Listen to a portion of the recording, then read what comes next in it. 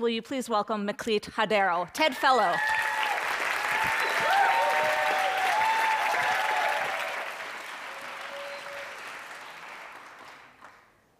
Culture is life in microcosm and metaphor. Water is life as well.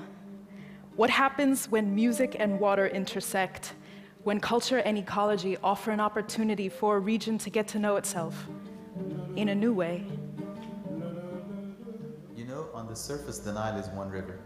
But when you dig a little deeper, you start realizing that it means many things to many people. And unless we begin to understand what the Nile represents to each and every one of us, we won't be able to find solutions that make everyone happy without a sense of compromise.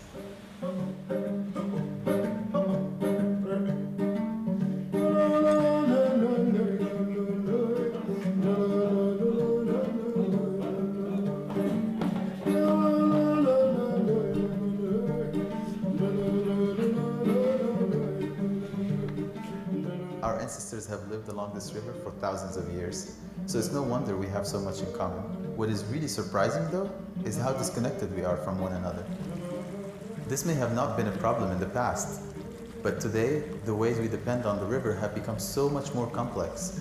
Some of us depend on it for drinking, some for farming, some for transportation, some for tourism, and many for electricity. So we need to talk, and not just talk, but also listen and be more empathetic. We need to have more connection with the people who share with us the same river, who share with us the same life. The Nile Project is an initiative bringing together musicians from all 11 Nile Basin countries to create music together, to tour the river and source lakes, and tour the world. As it turns out, musicians are hungry for connection. They know that music carves us a path to new understanding. I started playing the Ethiopian scale, which is, we call it antihoye here. It's a diminished kind of scale. So it's like all these notes would start creeping in. But then when I use that note, it feels like Sudanese, you know? And I'd be like, okay, I would explore that a little more. And then another note would creep in. And it would be like, oh, this sounds like Egyptian, like that. People like to see themselves in the mirror. Once we can make music from all the countries within the Nile accessible to each other, we might be identifying some elements of ourselves in those musics.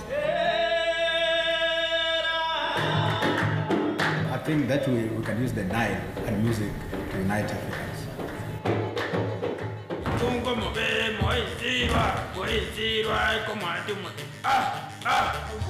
There's a generation of Africans finding their voice. More than half the continent is under 15, and we are ready to tell a different story.